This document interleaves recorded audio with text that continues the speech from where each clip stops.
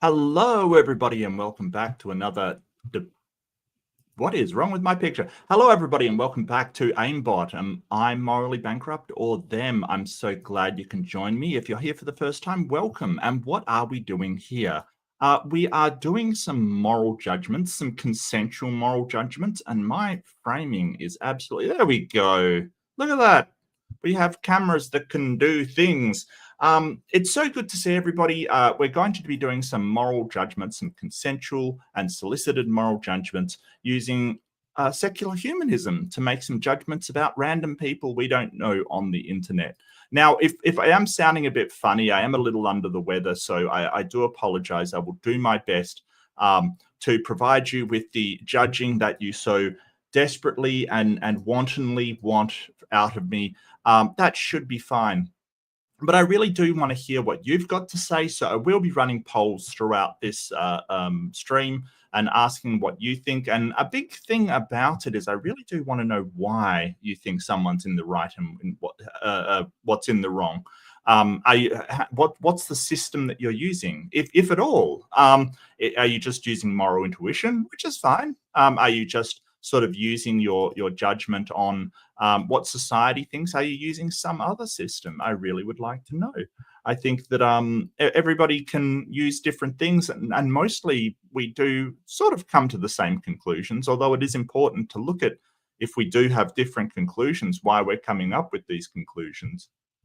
Oh, thanks, Logan. Really appreciate it, mate. Yeah, I sort of it isn't too bad. I had some sort of tablets, and I I'm not too blocked up. It's just, I feel like hot crap, to be honest with you. So hey, it happens. It happens. We all get a bit sick sometimes. So it is what it is. It is what it is. I'll do my best. If I feel a bit terrible, I'll just sort of take off. But let's try for it. So recently I did a video for Joe on the Kentucky Atheist, and hopefully that should be coming out soon. I feel really, really happy about it. Just the backdrop reminded me, but I feel a bit scattered at the moment. I hope it's not COVID. I gotta take a test. I've gonna send Lynn out for one and see what happens. But again, I apologize. I will do my best in difficult circumstances. For the moment, I'll just get up my aimbot thing here. I don't know. I feel very slow at the moment, really slow and scattered. And, I'm sure my detractors would say, oh, nothing, same as usual then. I really do feel a bit slowed down. It's amazing how much physical illness can affect your thinking. Really, I hadn't heard that, Logan.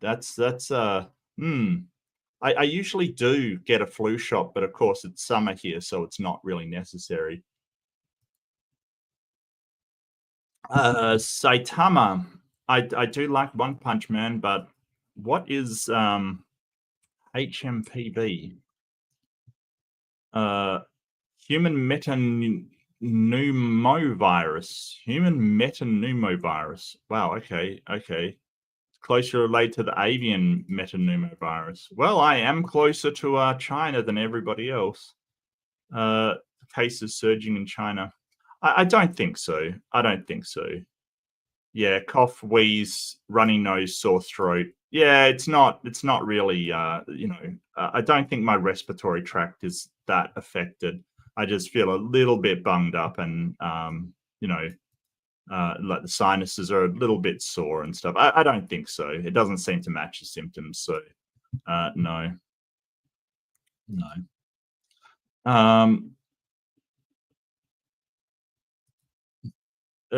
Was I wrong when I told them life got from simple to more complex? Yeah, well, I mean, not really, as far as I know. I mean, I'm not a biologist, but yeah, generally life will get more complex, but that doesn't mean that we will automatically see that progression. So the reason why biologists use the term basal to describe earlier forms of life is because it's not a one-way process. So things may, like for instance, if you've got a whole bunch of cells that have found a niche, they may not get more complex, like bacteria and stuff. Generally, it will, but I think you've got to talk in generalities more than actual lineages, because if it is advantageous to be a simpler version, evolution can favor simpler versions. Yeah, I mean, that is definitely something that happened. I don't think the process really works the other way, but I'm not 100% sure. I'm just sort of saying, when you talk to creationists, it's really funny because they kind of think in terms of individuals and not populations. I have noticed this a lot. So when you say life goes from more simple, more basal forms to more complicated forms, they think everything does, with no exceptions. It's kind of that black and white thinking that we see a lot.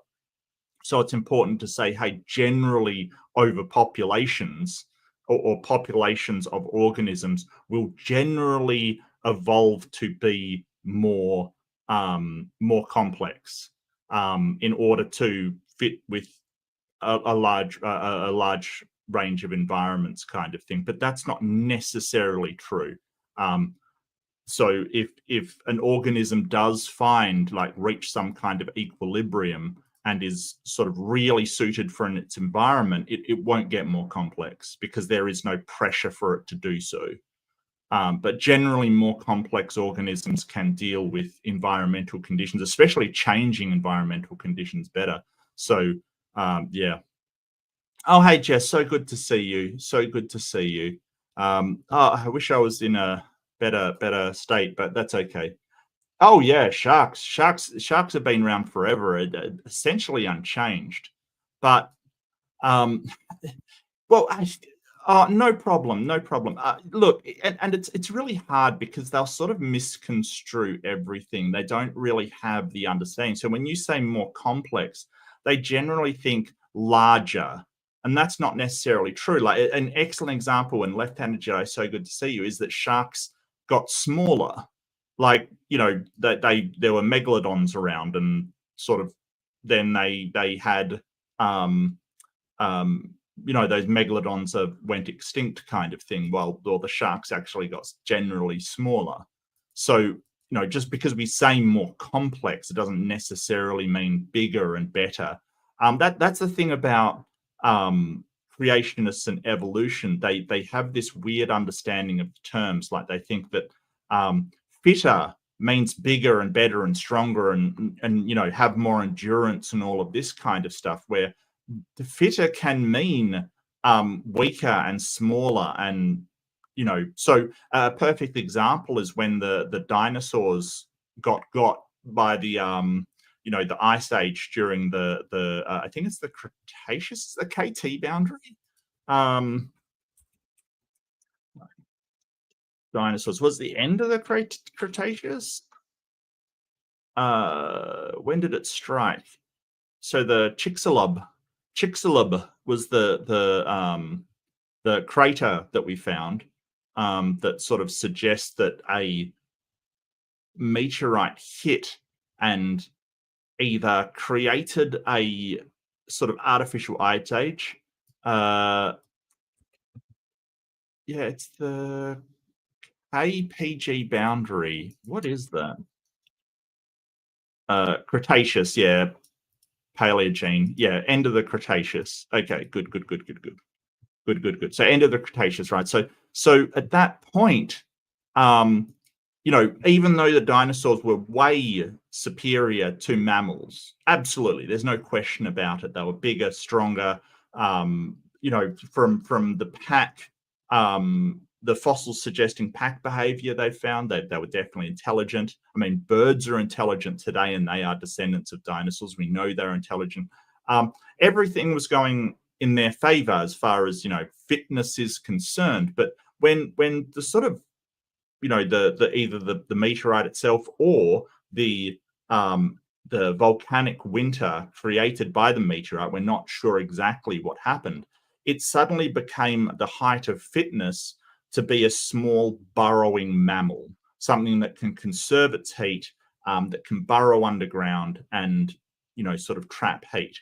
And so the fitness there is not bigger and stronger and more complicated. It is sort of being suitable for the environment, even though that might not be what we think as good. So, you know, but creationists don't understand that. They don't really take the time to understand it.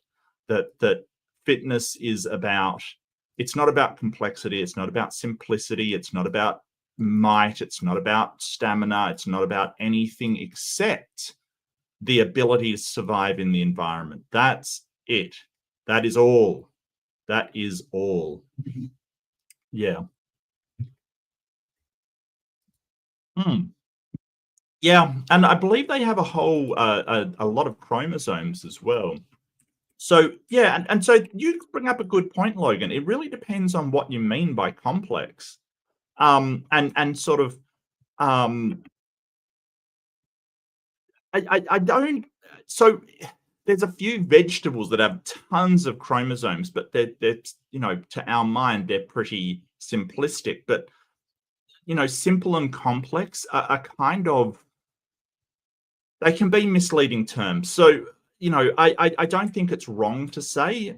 I think that sort of as a layperson like myself, it's totally fine, and you know what you mean. It's just sort of explaining it can be very, very hard to people that, to be honest with you, I don't think they want to understand, mate. I don't think they do, which is, yeah, that's true. Same is true after oxygen. Yeah, yeah. So yeah, absolutely, absolutely. The animals that can make use of oxygen sort of had a bit of a leg up there. They yelled at me that life doesn't get more complex. Yeah, I'd probably point to a paper on algae becoming multicellular. It's a Chlamydius reinhardti is the scientific name. An algae became a colony, and that colony developed true multicellularity. I do have a link somewhere if you do want it. It's a really cool paper, but it's definitely a case where we have observed a single-celled organism changing into a multi-celled organism. And, you know, it's a low, sort of a very fast breeding organism as an algae, but we've still seen it. It's been observed. So anyway, thank you so much. Yeah, no problem at all. No problem at all. Let's get organized here. Get this on the screen. Yeah, but I do want to do some more videos. I was kind of, I don't know. I can probably link it for you. Give me 1 sec. I'll see if I can find it.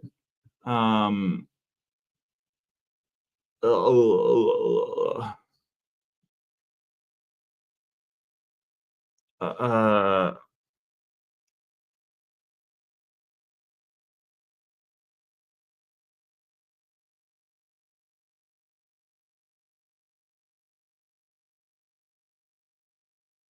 um,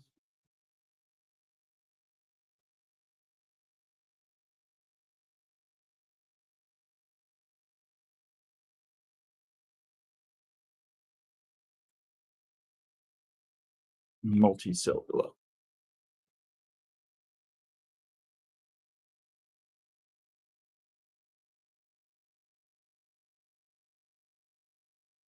Yeah, so this was sort of, they, in order to get it to multicellularity, they had to introduce something, and that is, they introduced a predator. So basically, this doesn't happen without some kind of pressure. But it's interesting that once a pressure does come, they can vastly change. Of course, sort of with predators, it kind of it makes sense.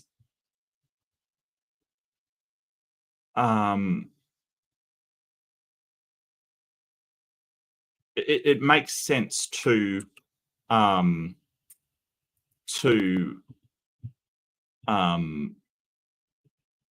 like it's a real benefit for organisms if they're being predated upon to be a multicellular organism.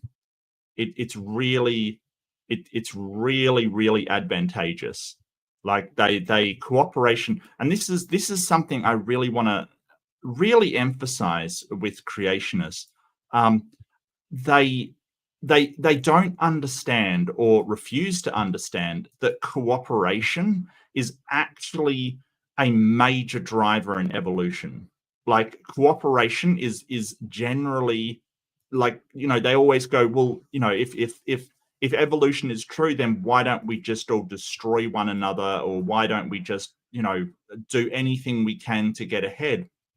It's because cooperation is actually a way better strategy than just sort of mass attack and things. Sorry, my brain is a bit fried. I do apologize. As I said, I'm under the weather a bit, but I will do my best.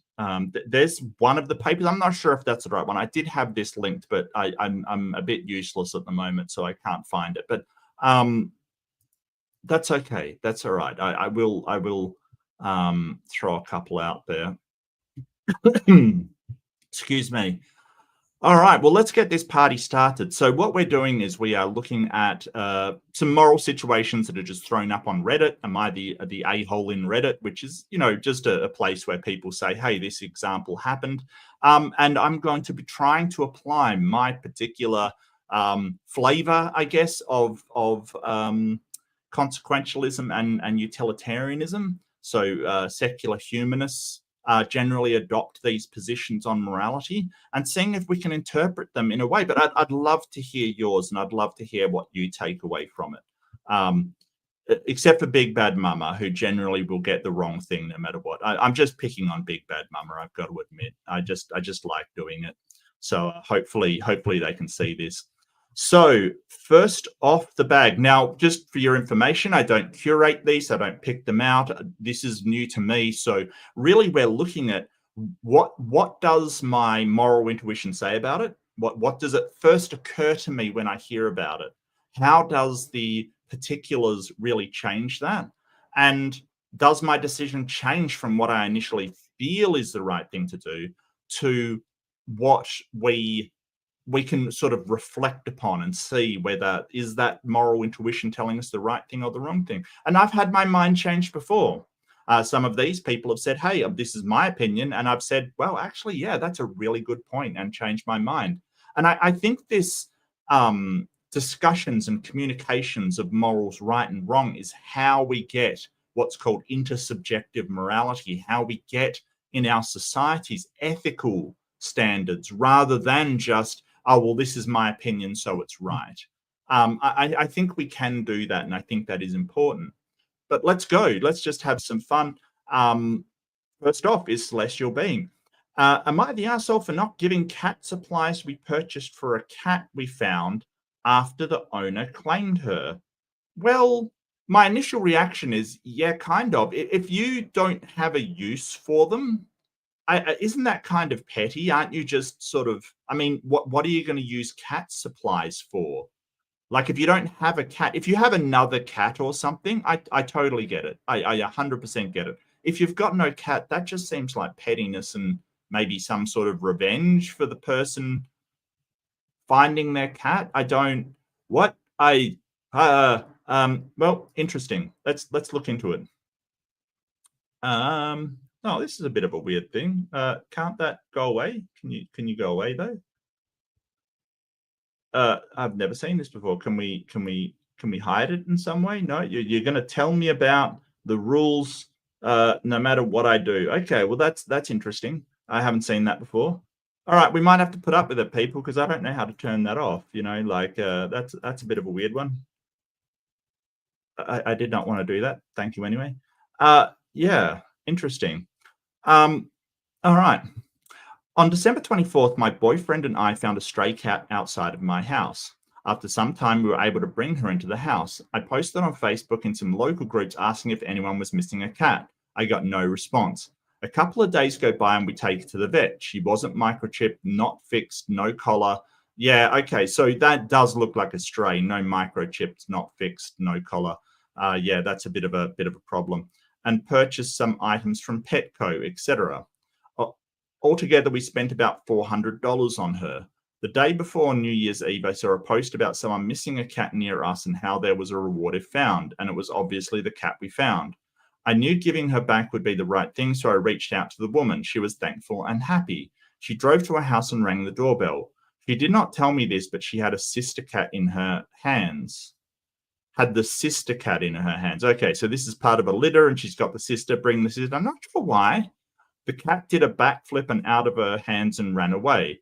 She said she was embarrassed, but we reassured her we'd help find the other cat. What? Is this a scam? The cat in her arms ran away as well? What the? We gave the cat back. She put her in the car and we started to look. After some point, she went to the car again and opened the door and the other cat got out. What is happening here? What is this a scam? My boyfriend and I were shook, quite frankly, very upset and regretful. We helped this woman look for these cats all day. Eventually, she found the first cat that ran, but it took 2 days to find the second one. She rewarded us with $500, which was extremely kind and not necessary, but she said she felt bad for the trauma she caused. But a reverse scam? Okay.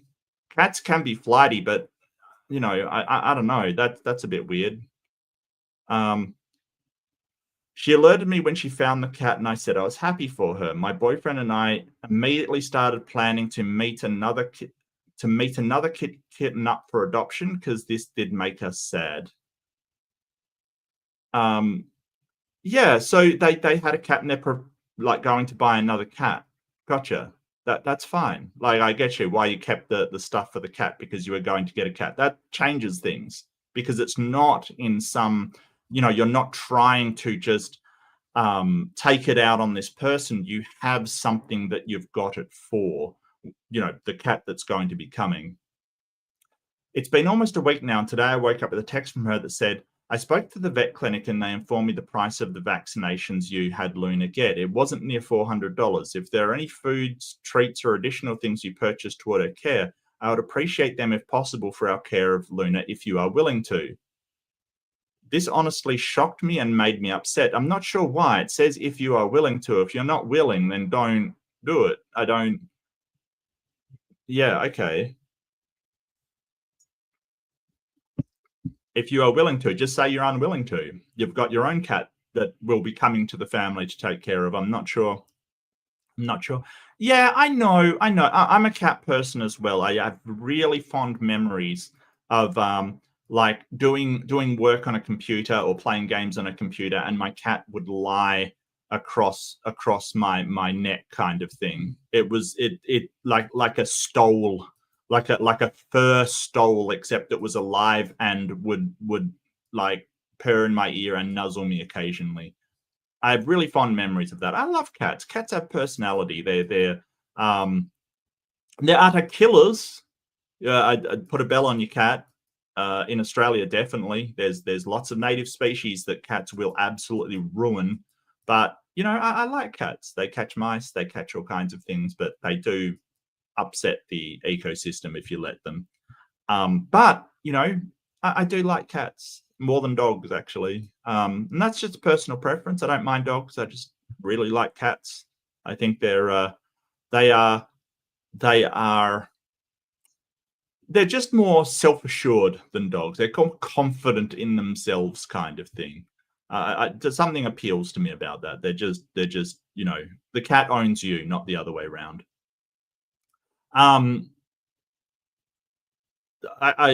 She honestly shocked me and made me upset, but I'm not sure why. It feels like she's backpedaling and regrets giving us the $500. Well, that may be true, but that's, you know, that's got nothing to do with you.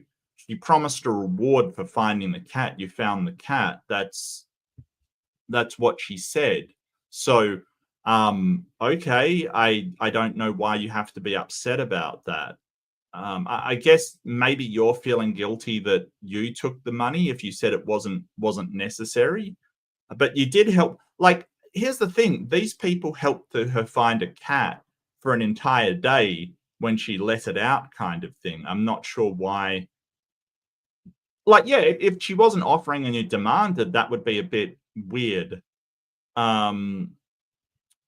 Is there not a weird upside down Aussie cat word? Not to my knowledge, no. I don't think so. I don't think so.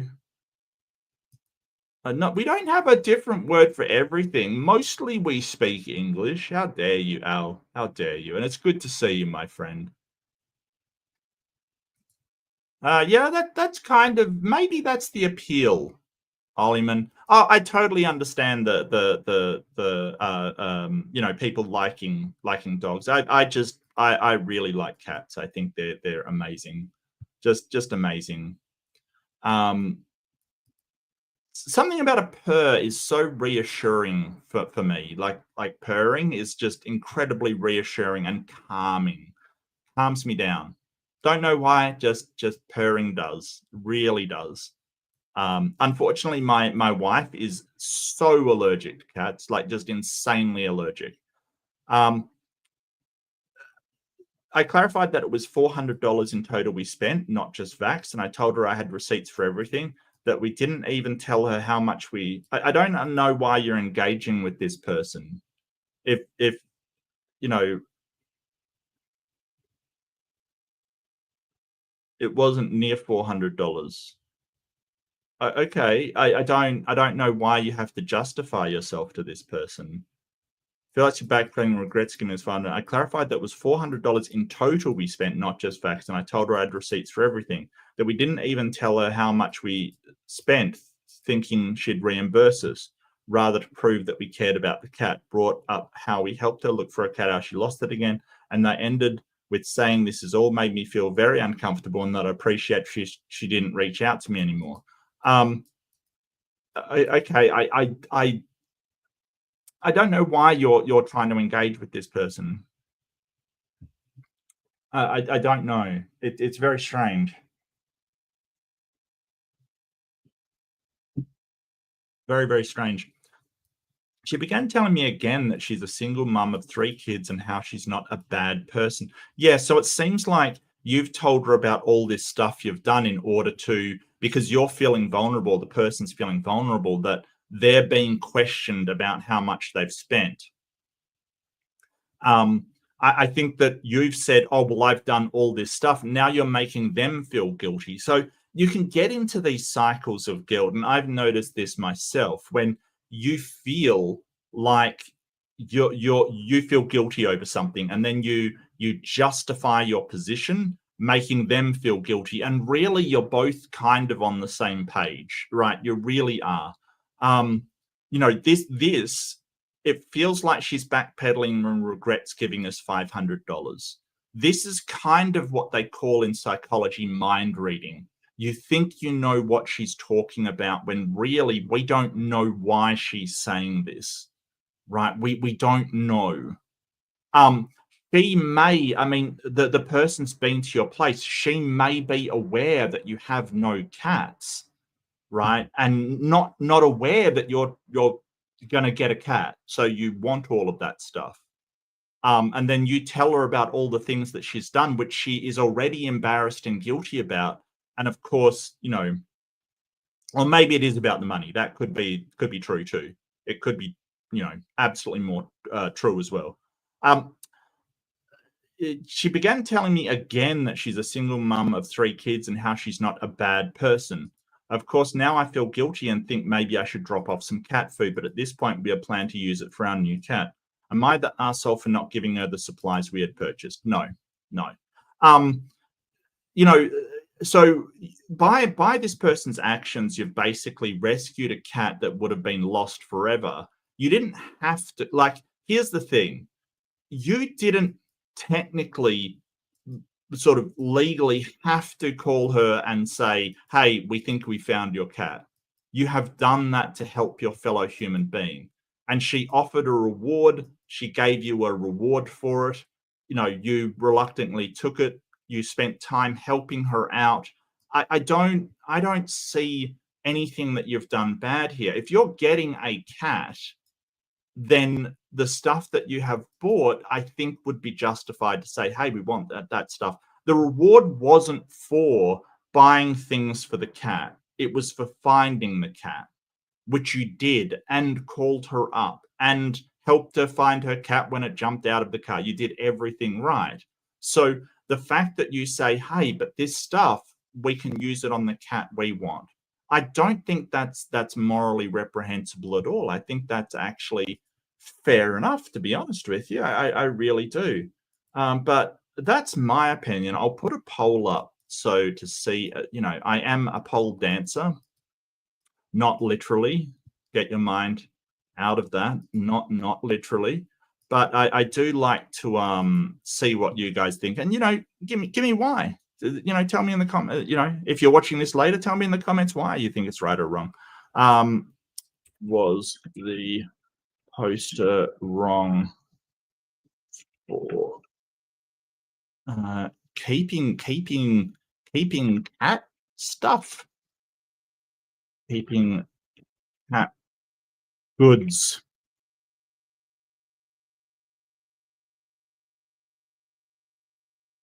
But I don't. Here's the thing: like you sort of the difference between sort of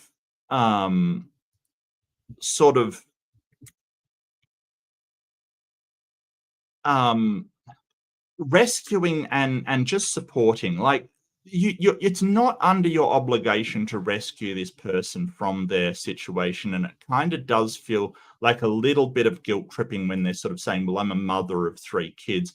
Really doesn't have anything to do with the situation.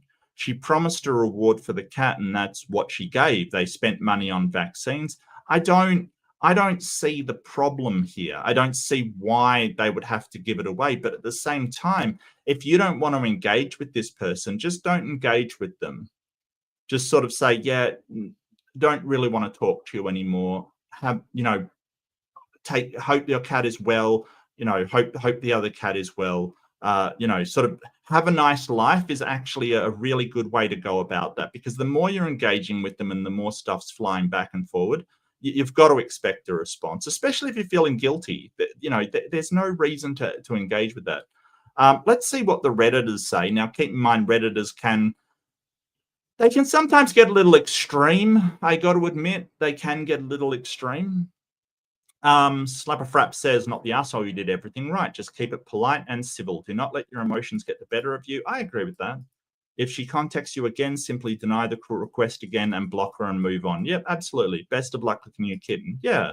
There's no reason you have to give up the stuff that you spent money on your new kitten. Now, if it was done just for I don't like these people, or they cause me inconvenience, or she's pestering me, I'm not going to give it to her, then that might be something immoral. That might not be the right thing to do, because you are literally doing it to harm somebody else. But if you're looking at using it for your family, and a cat is part of your family, I don't see the problem. The agreement wasn't, and you went into giving the cat back with it wasn't the understanding of, well, we're going to compensate you for finding the cat and all of the stuff that you bought as long as we get it. It was a reward for finding the cat. So that was the agreement of the reward system. I don't get why there's extra bits added on to this. Just block and do not respond to her. I kind of agree. Yes, block her if necessary. Keep what you bought for your next cat. Yeah, I agree. Like, why not? Like, she doesn't have control over you. And here's the thing: you can't change what this person's going to do. You can only change what you do. Not the arsehole. Who brings an unsecured cat to a stranger's door? You were kind to take care of the stray. Awesome to give her back after spending so much on her. Above and beyond on the helping with a new lost cat search. Not your fault she gave you more than she could afford. I'd offer to give her the money back if she brings the cat back. Obviously, it's too much for her. Yeah, I don't know. I don't know. I mean, maybe no one could watch the cat. Maybe the cats get out all the time. I don't know. But, she went, above and beyond as far as helping this person out. I don't know why it's a problem. The question is, why is a cat not worth $500 to her, I guess? And what concerns me in this is the cat is sort of it wasn't microchipped, it's not fixed, it has no collar. That's a problem, right? That suggests that the problem there is actually the owner, because it's a problem because it's going to go round and it's going to breed feral cats. I'm really sorry, but this owner is contributing to the feral cat population. So I really think that the owner is the one that is doing the wrong thing.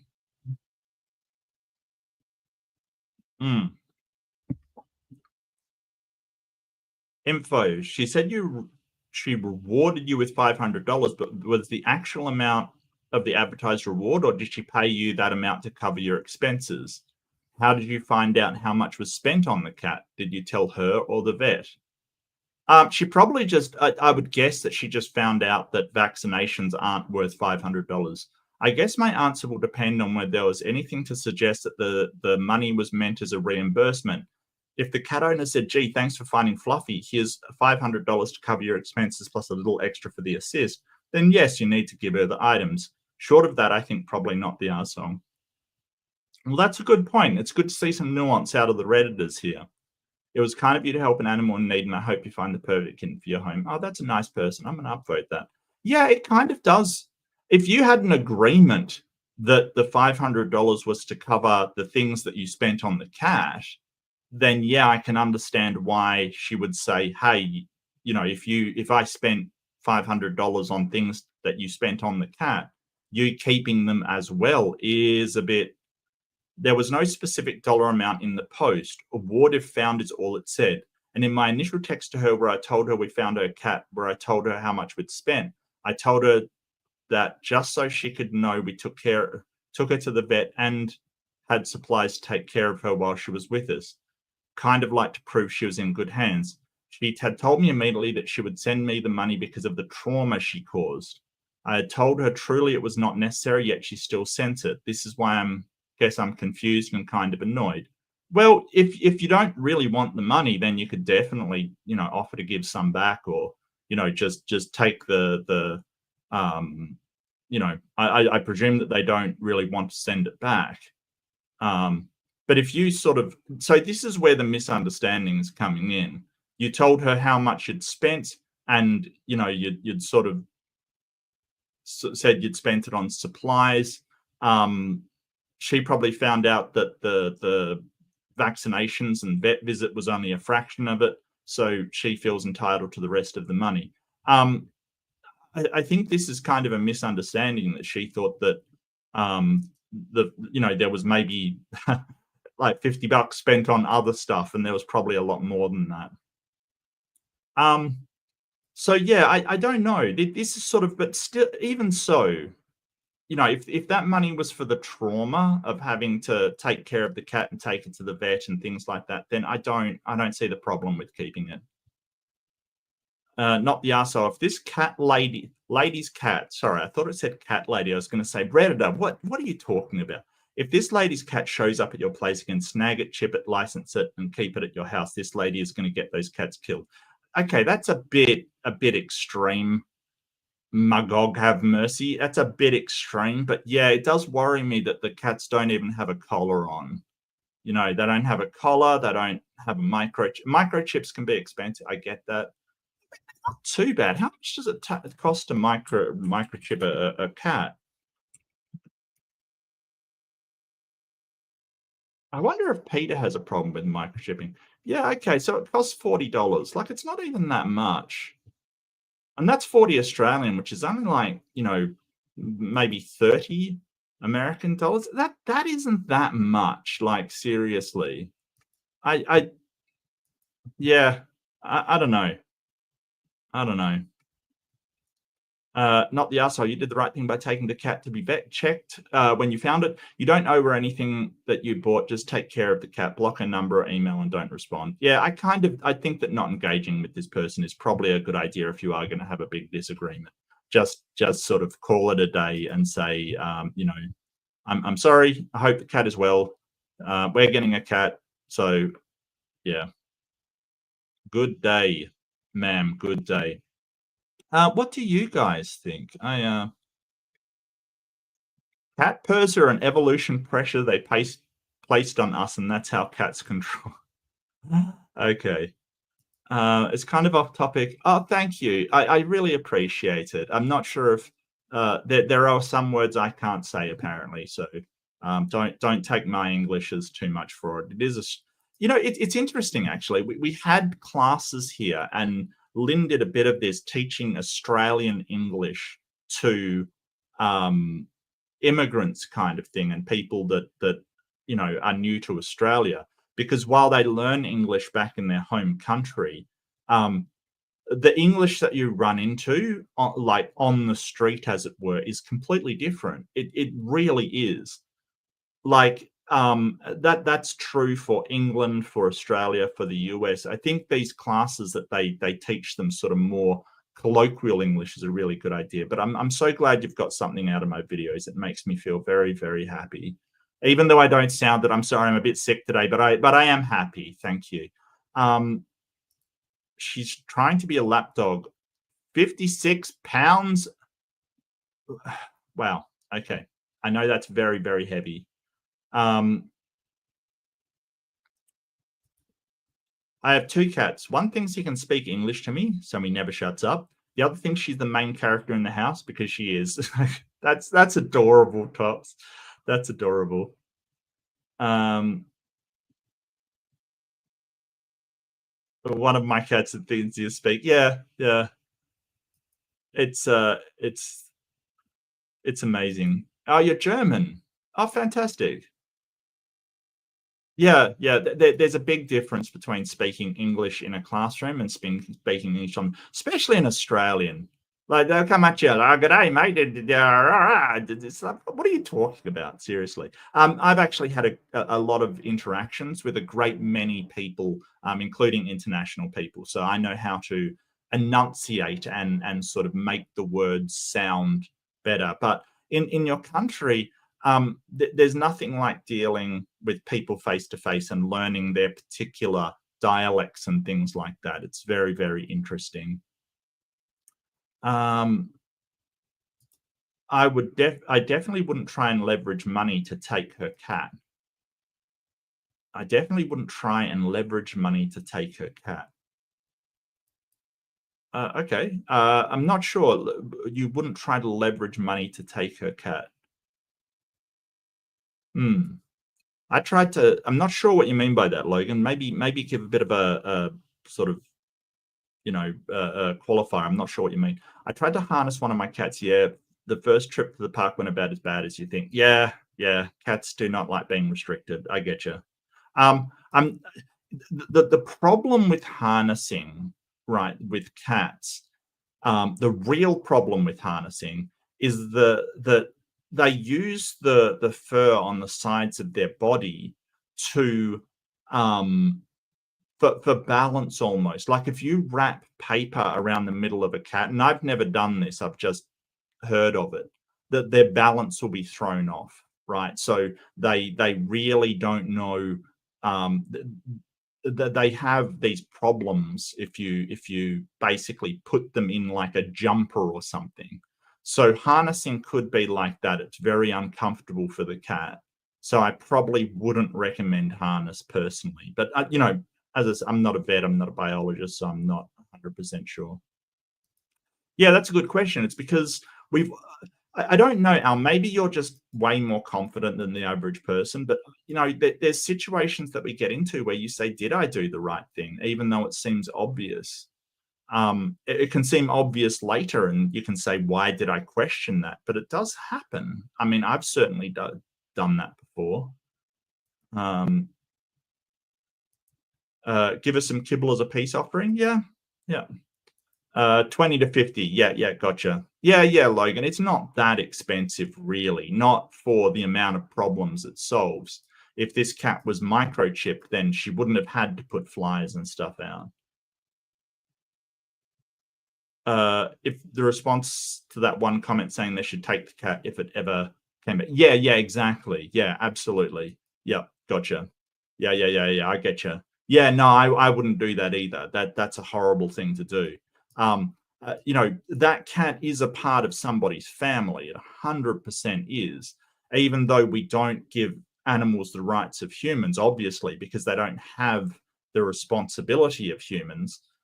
They still are a part of somebody's family. So a question that's often asked is, well, why treat animals well at all if you're a humanist and you don't think they have human rights?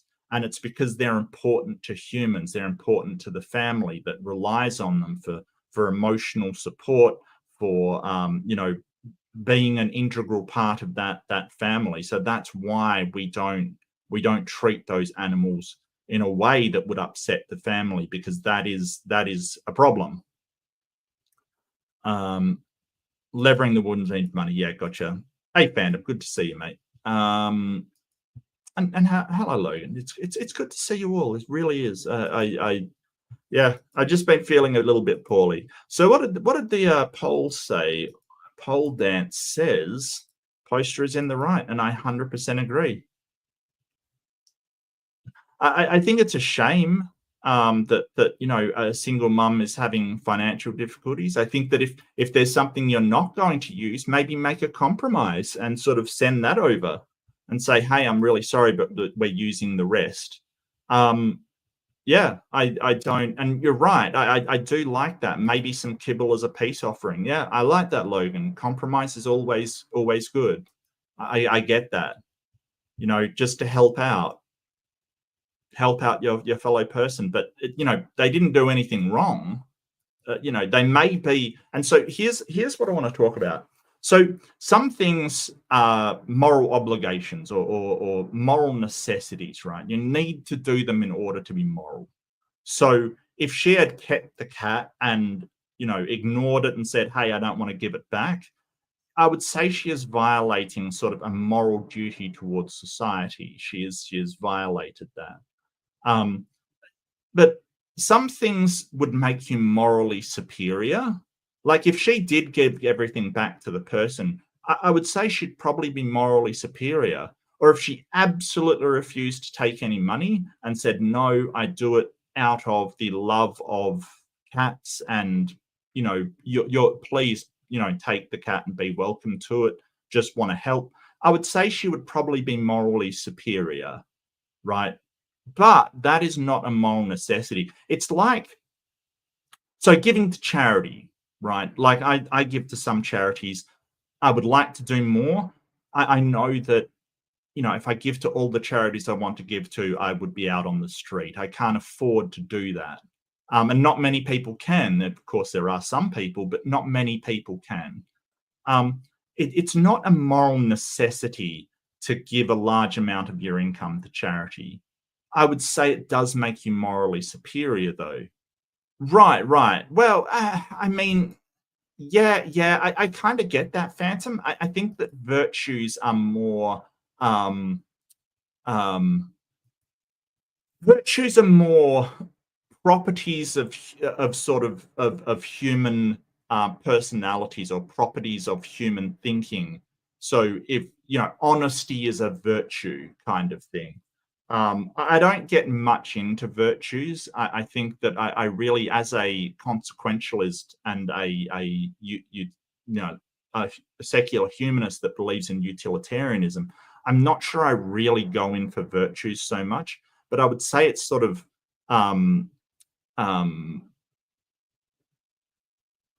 yeah, I get what you're saying, though. I get what you're saying, that it's sort of just a moral, yeah, moral virtue, I guess. But to me, that speaks more of a personality trait rather than a you know, a just sort of an optional thing you can do. Hmm.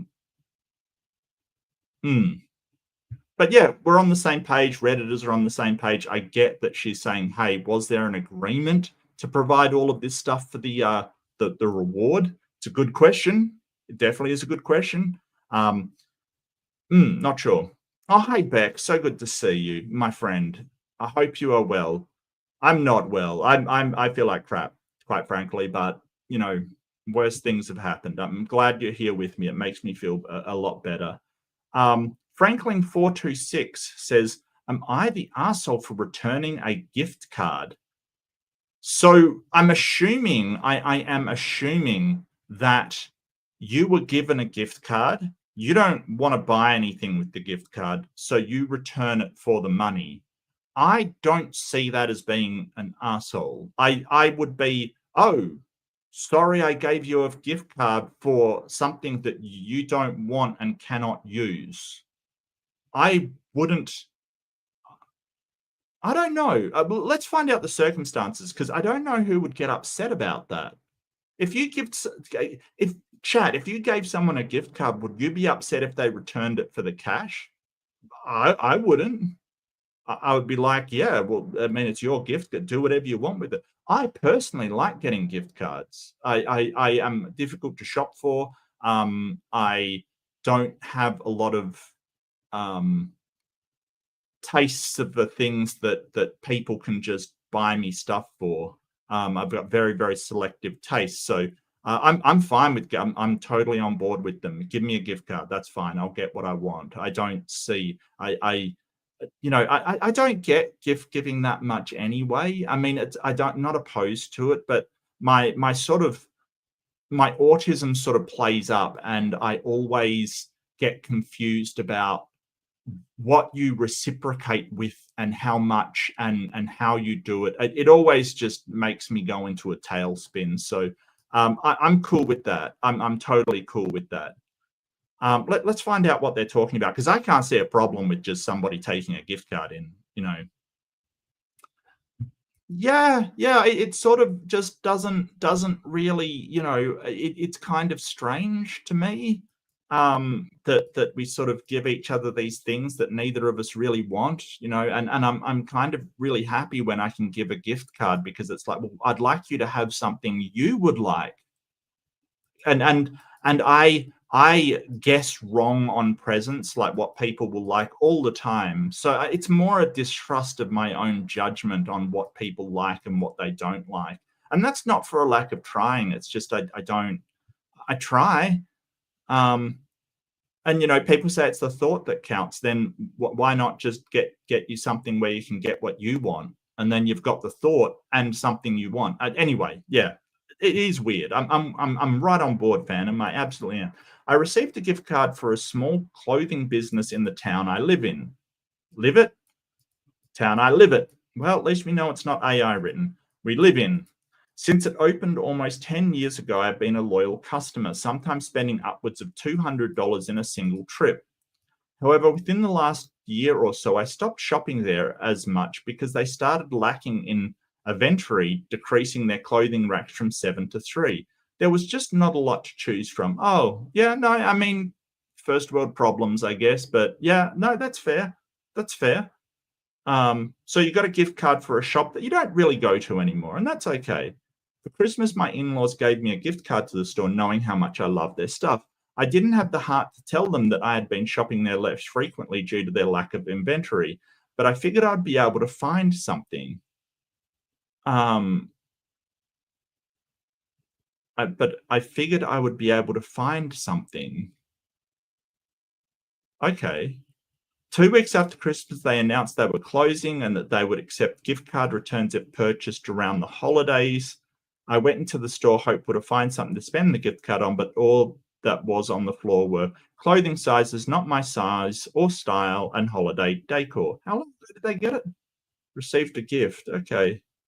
For Christmas, 2 weeks after you got the gift card. It was honestly Mod Podge. Do they mean a hodgepodge? I've heard of hodgepodge. I've never heard of Mod Podge. Okay. Of miscellaneous things that I didn't actually want, and especially didn't want to spend my in-laws' hard-earned money on. So I ended up asking for a refund on the gift card. I mean, they said that accept gift card returns if purchased around the holidays. Yeah, well, I mean, so I ended up asking for a refund on the gift card. The owner was not happy about it and said they're clearly struggling financially. And even though she said she would take returned gift cards, that she didn't actually think someone would do it. What? Why? You'll say you're going out of business. Well, I don't see anything I like, and this is my last chance. What? What? They accept gift card returns and then saying, well, we didn't actually think someone would do it. Why? Mod Podge is a craft glue here in States. Okay, well, that's interesting to know. Never heard of it before. We can say hodgepodge, like just a bundle of odds and ends kind of thing, but spoonerism, gotcha. I was very nice when asking for a refund, although I didn't mention this to her. I personally think that it was bad business to sell gift cards during the holidays while planning to announce your closing 2 weeks later, especially when she mentioned in a closing announcement that closing the store was something she had been considering for quite some time. So it was definitely planned. Yeah, that seems a bit stupid to me. That seems a bit silly because when someone gets, gift cards can be, they can certainly be a way for people to take advantage of the consumer. A lot of gift cards are definitely sold with the sort of knowledge that people may lose them, forget about them, not collect them, and usually they will have a time limit on them. Now, what's fascinating about Australia is that there is a regulation that gift cards cannot have a time limit. Yep. They did that. So you literally cannot put a time limit on a gift card because they are basically something that you've purchased.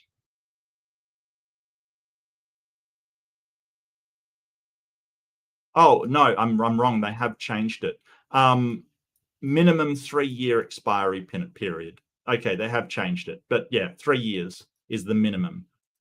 So any gift card that you have with like, oh, this lasts for a year. No, it doesn't. No, it doesn't. It's 3 years. 3 years is the minimum. I didn't know they changed that. That's interesting.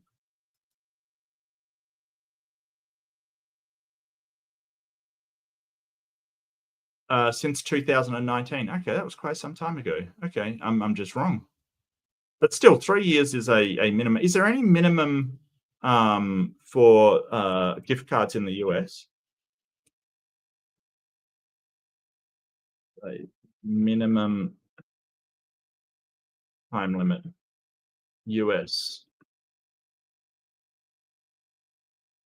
Oh, 5 years. Okay. Wow. All right. US beats Australia. There you go. Wow. That's interesting.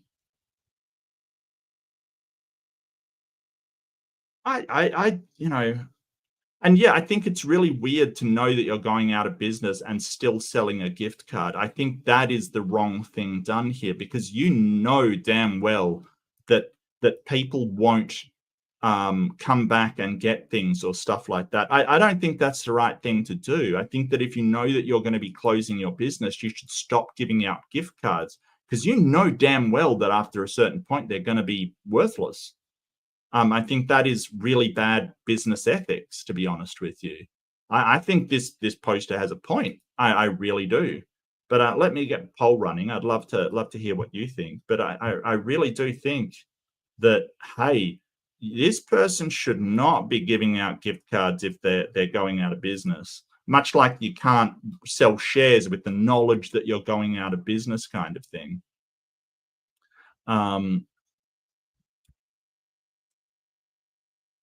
Should the poster have returned the gift card? And I get that she's not doing it to spite the person. She tried to find something to spend the gift card on. At a certain point, sort of, I get that, hey, maybe sort of just going, all right, well, I won't return this card would be a nice thing to do for the person. But, your in-laws spent money to get you a gift and that's what business is like. It is transactional. Oh God, I've spelled that wrong. It is transactional. I'm really sorry, but we didn't, I didn't invent the capitalist system. It is a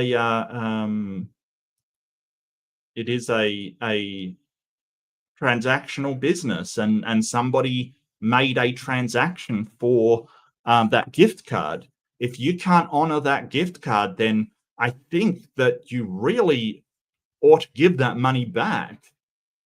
I get, like, it just seems like, well, I'm financially struggling. I want you to sort of, make up for it. Outrageous month 355. The owner was not happy about it, and they said they're clearly struggling financially. And even though she said she would take or return gift cards, that she didn't actually think someone would do it. Yeah, definitely not the arsehole for a couple of reasons. You can always tell your in-laws you looked around the store and couldn't find anything you liked. Once an owner announced they were closing, you want to be able to do something with the money your in-laws have spent on the gift, so you returned it and bought yourself something to enjoy. As long as you make sure to frame it as, I got this thing with the money you spent, and it was not, I was able to pay my utility bill with the money, thanks, you're fine. I agree. I think that, the in-laws, as long as they know that you used their money on something that made you happy, made you, made you happy, or just, something you enjoyed, a present for yourself, I think they should be fine. If they're not complete horrible people, no, you should be fine. Because if I give somebody a gift and they return it and say, hey, I didn't like it, I bought something and I really like this, I'd be like, yeah, that's cool. It's not to, I know that some people give gifts with the sort of, in the way that they want people to get the thing that they give them and make them happy with what they buy. I don't care, as long as you're happy, as long as you've got something. I don't care. What really throws me out is when I get something and you don't like it and put up with it even though you don't like it. I don't want you to do that. Like, just, return it and get something you do like. I don't mind. It doesn't, like, I want you to be happy, not be forced to keep whatever it is that I've bought that my idiot brain came up with because I don't know what I'm doing. The store owner thought they would tell everyone their gift cards would be worthless and everyone would just shrug their shoulders and eat the cost. You're not supposed to assume that a store closing means they're struggling. Sometimes people move, retire, start new ventures, shift to e-commerce. You get the point. Respectfully, they're a business, not a charity. You aren't taking back a donation. The idea of a business is that you aren't getting anything from them. You shouldn't give anything to them. Glad you didn't let them shame you into keeping the gift card. Yeah, I do agree with both points. Yeah. When I read the title, I thought you were going to describe returning the gift card to the gift giver. That would have been an a-hole move. Would it? I don't know. Maybe. It doesn't. If I gave somebody a gift card and they said, hey, I really can't use it, I don't think that would bother me at all. I think, okay, well, I mean, I don't know. I don't know. I don't think that would bother me that much. Maybe that's just me. You are definitely not the arsehole for returning the gift card to the store for a refund. And yes, they were being very shady selling gift cards knowing that they were going to close. Even more so for not wanting to refund it. Yeah, and there has to be some kind of honoring your word as a business, right? Maybe that's why they're going out of business, because ethics, as far as business is concerned, is really important. Your integrity as a business, it's something that you can lose instantly, like so easily, and it's so hard to recover. So a few of the businesses I've worked for, their entire customer base relies on them having integrity. It doesn't mean being perfect. It just means that you're doing your best to honor what you say, do what you say you're going to do, have commitments that are reasonable and are framed in the right way, that there's the understanding of the correct situation is understood. If like so like, for instance, the internet company I've worked for, you can't promise people their internet will be back on by a certain time. You cannot do that. And that was very, very, very understandably stressed. You can't promise these kind of things. What you can do is promise that you will do everything you can to get the internet back on that time. And that's a promise you can make. But if a business doesn't have integrity, if you don't do the things that you say you will do, people will not trust you and go back there. That is at the end of the day what will happen. So framing things in a correct way, or better yet, just doing the things you say you're going to do, is absolutely paramount. Absolutely paramount. One of the internet companies I've worked for, a customer said, look, I want you to tell your boss that this internet is complete shit. And I'm like, I promise I will tell them that. And so I went to my boss and his boss and said, look, had a customer give feedback, our internet's complete shit. Now, they don't have to do anything about that. And it's not exactly feedback that's essentially constructive, but I've done what I've said I would do. And that's the integrity part. When you say you're going to do something, you do it. So this is not just, well, the owner of the business is being obnoxious. They're also in a big way violating basic business ethics, which is if you promise something to your customers, you do it. That is basic business ethics, because they come into your store with the understanding that you will do what you say that you will do. And that includes gift cards. That absolutely includes gift cards. So yeah,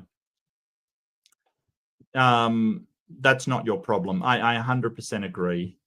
Not the arsehole all round. The store would not have been in hot water if they sold gift cards over the holiday and then they closed immediately after. They would have been in hot water if they sold gift cards over the holidays and then closed immediately afterwards. I know our state attorney general has taken closed businesses and their owners to court over stuff like that.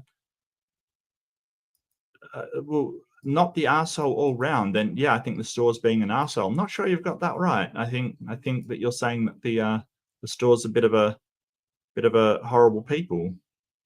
Huh. She tried to guilt trip you for politely asking to take advantage of the already offered refund. Yeah, I kind of agree with that. It is kind of a guilt trip. Yes, I do agree with that. It's very difficult to get past those guilt trips that people put on you, or at least it is for me. I do get affected by it a lot. But that's where we try to appeal to rationality and go, is this an appeal to emotion? And this absolutely is an appeal to emotion. Oh, we're struggling. They're tugging on your heartstrings. Absolutely they are. And that sucks, but you're a business. This is not the end of your life. You're not dying. It'll be okay. And if you couldn't do the returns, then A, don't offer it, and B, don't give out gift cards before you close. Yeah.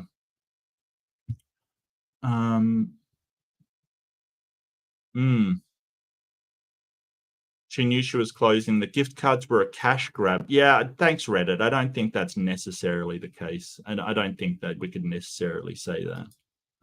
But, maybe it was. Maybe it was. We don't know, really. What have you lovely people got to say?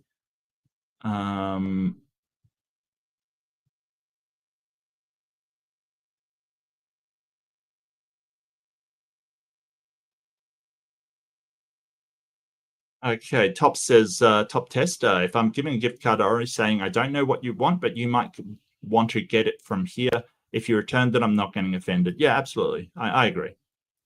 Hollyhock says, so they were supposed to not get the value of the gift card. Apparently so.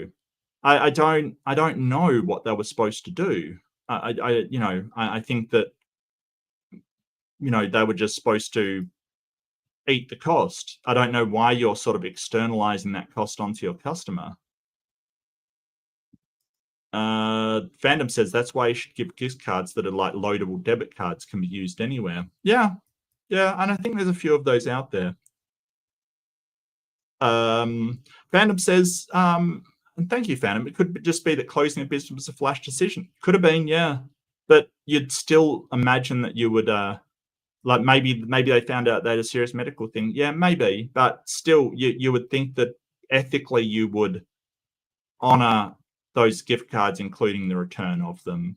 I think that's that's fair enough.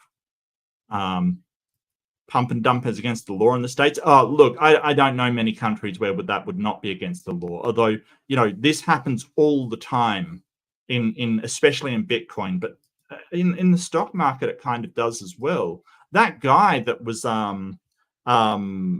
attacked by Luigi on the street, he was being investigated for insider trading. So things like that, insider trading is against the law, but it kind of happens a lot. And I think that, people sort of talk about, oh, well, all the crime happens in these neighborhoods, these low socioeconomic neighborhoods. There's a lot of crime going on in Wall Street and these economic banks as well. It's just that they're not investigated and prosecuted for it a lot of the time. I mean, yeah, it's absolutely nuts. But I think that people that think that crime only happens in lower socioeconomic neighborhoods, they're just not seeing the actual, financial crimes and non-violent crimes that are occurring out there. Bitcoin has pump and dumps all the time, and that's why I dislike them. There's so little regulation on them. It's crazy. Yeah, disclose at the checkout. Yeah. You buy this at your own risk kind of thing. If sold all these gift cards, then decided they need to close. No, you have a point, but you still would imagine that you would still, do refunds for them. It seems to be the ethical thing to do, I would say.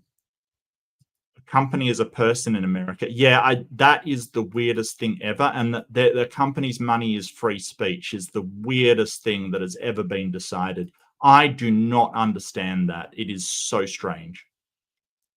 No, I get you, Phantom. It's just, unfortunately, you would have to say, hey, this is unexpected, but I think refunding the gift cards would be the ethical thing to do, because it isn't your customer's fault that happened either. Your mum used to hold on to the receipt, so if you don't like her gift, you could return it and get something else. Oh, that's awesome, Jedi. That's a fantastic. Big shout out to Left-Handed Jedi's mum. Awesome. Yeah, same here, Hollyhock. Yeah, absolutely. Logan says, if you told this story to a reasonable family, they shouldn't care that you got the money and will spend it on something you actually want. Yeah, I do agree. Logan says, I don't care about the livelihood of business when a living human people are killed daily. Yeah. Here's the thing. We have to have priorities in this. I totally agree. However, the incidence of self-exiting life early goes up hugely when businesses go out of business, right? When companies close and lay people off by masses, or businesses go under, small businesses go under because someone's worked on it all their lives. There is definitely a harm that can ensue, sort of come from that. I get that. You're right. It shouldn't override. We shouldn't just say, hey, well, if that can happen, we're going to, do anything in their favor. But I think businesses going under still is important. It really is. But that doesn't outweigh their ethical obligation to uphold what they say. The thing is that even though they may have bills for the business and bills for this, they can always declare bankruptcy, right? They can always say, hey, we're declaring bankruptcy. It will be made insolvent, and a person, a lawyer or somebody, will divvy up the rest of the assets to the debitors, right? So sort of giving out these gift cards, it may just be taking a very small amount of money away from another large company that this business owes money to, which can easily absorb it. Like, I don't get why you would sort of not help an individual out when some giant company that you owe, probably, if it's just a small clothing outlet, they probably don't even owe that much money. I think that sort of prioritizing our fellow humans as individuals rather than company structures is probably a good idea. I think that is probably the correct thing to do. I really do. Hollyhock says, I normally make gifts, and part of that is trying to ensure that a person will like and use the gift. Yeah, that's true. And I would like to have that ability, Hollyhock, but I am very aware of my own shortcomings. And a lot of the gifts I buy, the person doesn't want it, and I can tell they don't want it, and they're going, yeah, that's lovely, and I'm like, you don't mean that, but there's this social thing going on that you're supposed to say, oh, that's wonderful, even if, like, what if they don't want it and they don't want it, why are they pretending like they do? And why am I pretending I'm pleased when I know that they're, I'm not pleased because they don't like? I don't get any of that. It's weird. We're both pretending that this thing is like the best thing since sliced bread, and it confuses me. All right, it's a me issue. Okay, I'm not blaming anybody in the world except me, but I don't understand why we're both here pretending that this gift is actually fantastic when it's obviously not what they wanted. Like, I would rather they go and say, hey, that isn't really what I wanted, but hey, I'll return it and I'll get something I do want. And I'd be like, yeah, I'm so sorry, I thought you would have liked it, but that's totally fine, and please do so. I don't know. Maybe I'm weird. I don't know. I just, it seems weird to me. I agree about honoring the gift cards. Speculation about being fast decision in response to questioning why they were selling gift cards when they were planning to close. No, I totally understand, Phantom. Totally understand. And yeah, it is definitely a factor to consider. I get you. Yeah, there's politicians that are inside info and make it to use millions. And the weird thing was, I saw this interview with AOC, Alexandra Ocasio-Cortez. And the thing is that there's a whole bunch of people, MAGA people, saying, hey, she does all of this trading of stocks and things like that. She trades personally and makes a ton of money. So how dare she get upset about the capitalist system when she's involved so heavily in it? And the thing was that she had an interview where she said, I don't own any personal stocks. I don't trade in stocks like other people in the Senate. So the same people that are leveraging that against her are the same people that do it. And we all know that they do it. And it's baffling why they can. No, ma'am, do not redeem it in a thick Indian accent. I'm not sure I get the reference, Eric, but sure.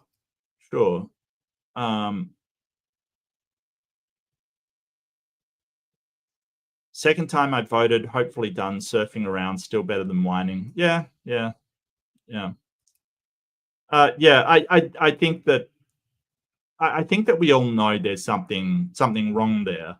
I did see a documentary called Saving Capitalism, where it was a guy who was a capitalist, right? Like, one of a businessman, a finance guy. He was a capitalist, but he says there's something wrong here. Something has gone horribly astray when you have somebody who absolutely their pets live in a house that's better than 30% of people. There's something gone horribly wrong there, and we all know it. We know it because everybody he spoke to, all of the business people, all of the incredibly rich people said, yeah, something isn't right here. We've created a system that we all seem powerless to change, even the people at the top. It's kind of this situation where the company has a responsibility and makes maximum profits for its shareholders. That is in the company's, they have an obligation to do so. So we've created a system that even people on the upper end sometimes know that there's something wrong here. But I won't get into politics, but there's definitely something wrong with the capitalist system that we have going on, as in my opinion. And we kind of all know it. We see the problems. We see the issues, we see the fallout. Yeah, it's a problem.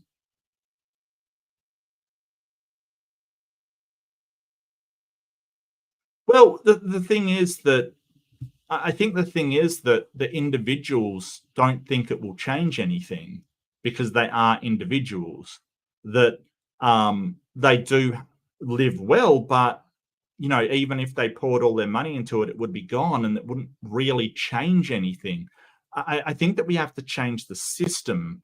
We have to change the way that the system is carried out, rather than just transferring wealth arbitrarily, because not everybody will want to do that. And the people that would be willing to do that, they don't see it as accomplishing anything really, even though it probably would.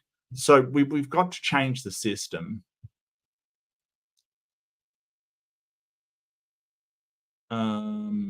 Okay. And Jeff says, we had the gap, kids had clothes to shop at school, probably shod, very important. Yeah, absolutely. Take care of your feet. They're very, very, very important.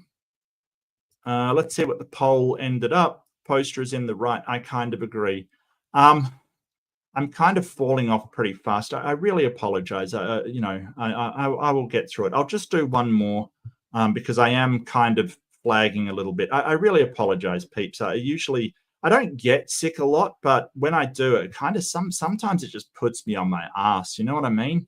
I remember being at the top of the stairs with a really bad flu, and I almost fell down the stairs. Like seriously, anything that overwhelms. Yeah, I will try. I questioned whether I would cancel today, but I think it's important that I do the things that the weekly stuff that I do. I would like to do more, but at the same time, I'm doing what I can. Look, Jedi, I really appreciate the sentiment, mate. I really do. As I said, I don't get sick a lot, but I will take it easy when I do, mate. Don't worry about that. But thank you. I really appreciate it. The Nightingale. Am I the arsehole for not getting real food? What real food? Real food? And causing my friend's husband to sell his stuff. What chain of events here led from you getting fake food to your friend's husband selling his stuff? What madness of chain of events where I buy like processed cheese leads to my friend's husband or wife, my friend's spouse, going to the pawn shop and selling his. What the hell is going on here? What? I don't even understand how this. Like, I'd love to sort of give my initial reaction on whether this person is moral or morally bankrupt, but I don't even understand how this could be causally linked. I have no idea. Yeah, Left Hand Jedi, Twilight Zone. Yeah, I don't. Consider me intrigued though. I'm 20. My friend is 24. I do not know my friend's husband's FH age. Okay.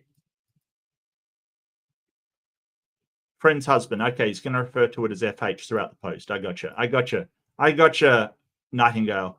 For context, we are all living together. I am living with them because of a toxic family. Oh, that sucks. Yeah. My friend is helping me to learn to fully take care of myself, as well as help me learn not everything is my fault. Yeah, and that can be difficult. That can be difficult. Not being your fault. We are getting low on food. My friend's husband was complaining on Friday about there not being any foods beside mac and cheese and potatoes. Now, excuse me, if you're saying mac and cheese and potatoes are not real not real food. Oh God, my brain. And not real food. I'm sorry. I'm going to have to disagree with you. I don't know if anybody's ever been pretty poor, but to me, that is totally like that. That's food. Anything that I don't understand how that's not real food. Okay, I wouldn't like make a diet out of it all the time, but I think that if you're in a situation where that's what you've got, that's what you've got. It's okay. Don't beat yourself up too bad. my friend brought up to him that he was only buying his work lunches and eating whatever their dad brought into the house that was actually meant for them, because he had not been helping with groceries. Okay, so you're living with your friend and their husband. The husband is saying, oh, there's nothing in the cupboard besides mac and cheese and potatoes. And your friend, the 24 male. Oh, is it a gay couple? That's cute. Your friend says, oh, well, you're buying your work lunches. You're eating what the friend's dad brought in. Basically, why don't you go out and get your own food if you're worried about the food? And that is a really good point. I am absolutely on board with that. If you're living in that house and you don't like the food in that house, why don't you go out and get your own food? I don't understand. He claimed he didn't make enough to buy food. He makes 400-ish a week, I presume, with no actual country. That's going to be US dollars. I recommended the food bank since it was the second Tuesday of every month. He said he didn't want to eat that. Oh, my guy. I am absolutely off your side. I am totally off your side. Like, if you don't make a lot of money, you don't be picky about what you're buying for food or what you're getting for food. Like, why would you be picky about that?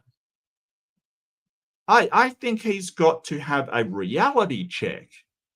There are times in my life where I would have been happy for anything, like literally anything to eat. I have been very poor at certain points in my life.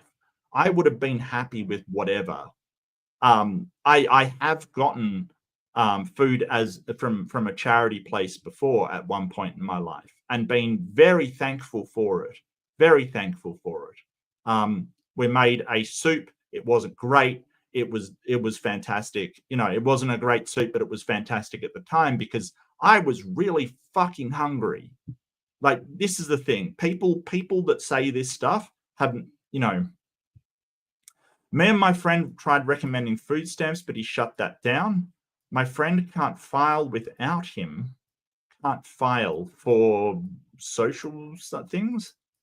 And I have no idea how to file. I'm not sure what that means. Can't file without him. They mean file for Social Security or something? Perhaps. I'm thinking. Oh, sorry, just 1 second.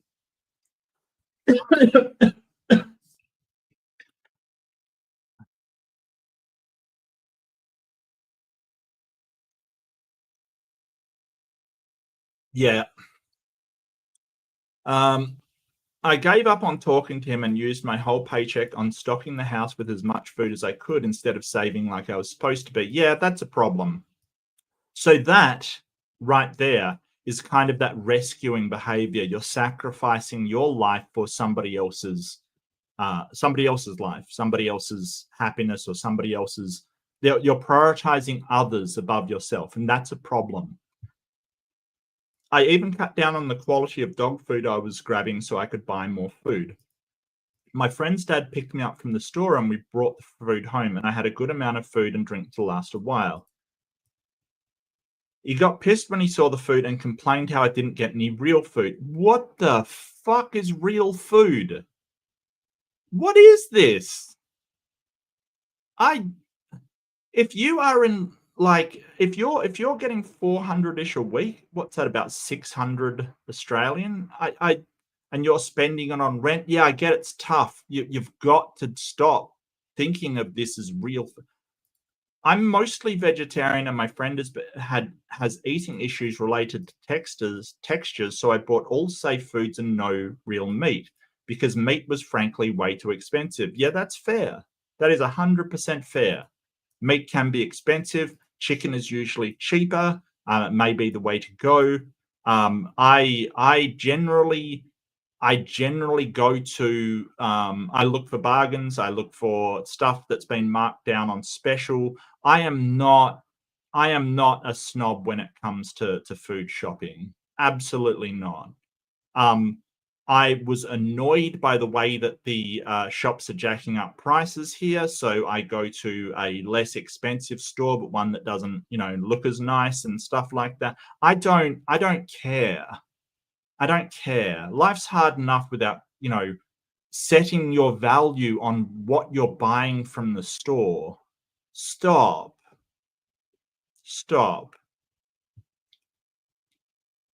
I brought this up, but he said I was being selfish and should have bought the meat anyway and cut out some of my stuff. What the hell?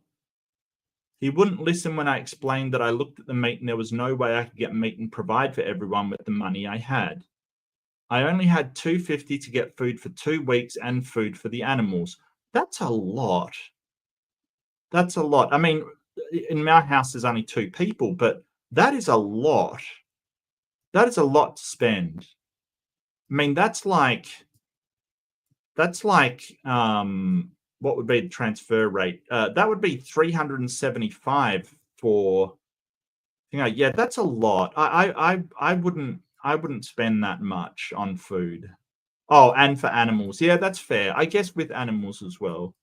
I hadn't planned on spending the whole 250. I originally planned on 100 on groceries and 70 on the dog, so I would have to fix some of them. I didn't have enough to cater to everyone, but I did what I could. He's making me feel like an ass. No, he's the ass. He sold 2 of his consoles and got himself more food, but keeps pouting about how little he could buy with what he got. And the fact that he only has 1 console left. Oh, what? I feel bad for him having to sell his stuff to get meat. What the hell? I don't understand. My friend is mad at their husband telling him to be grateful. My brain is saying I fucked up again. Sweetie, no. Don't do that. That's so, yeah, no, I get that feeling. I feel like an ass with how he's acting. Adding this, I don't care if you eat meat. I just feel sick after eating a lot of it, so I gave it up and went on a mostly vegan or vegetarian diet. I do not care that he eats meat. I just care the fact he threw a fit and acts like I did something wrong by not buying the meat when I hadn't planned to spend that much. Wow. I'm not asking for money. I have a job and I'm happy with. I don't make a lot of money, but I make enough to take care of mine and my friends' pups and enough to where I can eat and afford my share of the bills. Yeah, it's a rough situation, but this guy's got to be sat down and said, if you don't like the food, you have got to get your own. If you don't like the food, you've got to get your own. That's all. You're not responsible for this guy. I don't. That sucks. It sounds like he's guilting this person. I don't even know if they're male or female, but if they are male or female, sweetie, don't do it. Don't feel guilty for supporting somebody however you can. This is really bad. I don't like this. I'm going to upvote this. This sucks. Yeah, no, you don't have to get this. Yeah. And it sounds like sort of some narcissistic tendencies. Again, I'm not a psychologist. I'm not a psychiatrist. I want to make that clear. But that sort of, I need what I want kind of thing. It sounds like the rest of them are making sort of sacrifices in their living. And here's the thing. If you have to sell goods in order to maintain your lifestyle, that is not a sustainable thing to do. Okay. If you have to sell stuff, that's not a situation that can last forever. You're going to run out of stuff. What you have to do is change your lifestyle, unfortunately. I think maybe seeing someone who is a financial planner or something like that, or can make you a budget would be a good idea. If you want to save money and why should this guy get to everything that he wants? I don't understand this dynamic. It's terrible. This is a horrible person. I would be saying, look, if you don't like it, don't eat it. This is how we get taught as children, right? The parents basically say, well, if you don't like it, don't eat it. But this meal and nothing are your choices. There's consequences to decisions. This is what we can provide. If you don't like what we can provide, that's okay. You don't have to eat it. but that doesn't necessitate them providing something else. That's what I got. If I didn't like something, I didn't have to eat it. It's very strange, though. I've been watching some stuff about medical things, and it's odd what your brain does when you actually begin to starve. Right, when your brain begins to starve, it actually turns off some of the inhibitors on what you'd ordinarily find repulsive. Right, so things like sort of old food and that they've studied this sort of food that is not at its freshest and food that is maybe dirty, things that would ordinarily repulse you. Your brain actually turns off those inhibitors when it's starving. And they sort of went on to say that when it comes to sort of starvation, at some point your brain turns off that inhibitor that says that other people cannot be consumed, right? Like it will actually turn that off because your brain will do anything it can to preserve yourself, even if that means turning off some of the things that we sort of instinctively would not do, would not consume, would not engage in certain behavior. Your brain will actually compel that turned off. It's really interesting to the free will discussion, actually, how much we have control over these things we do. Even though we don't, we like to think we have complete free will. That's probably, we have, even if we do have some sort of free will, we have way less than we think we do. And I know myself that if you're literally starving, things that ordinarily you would absolutely find repulsive are totally fine. Like you will eat them. Should poster buy meat for friends hubby? And I mean, here's the thing, it's not really your problem, right? That's not your husband. Okay, that's not your partner. You don't have to deal with them.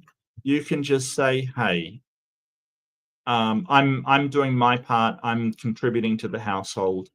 If you want to contribute more, that's fine. But this is what I can contribute.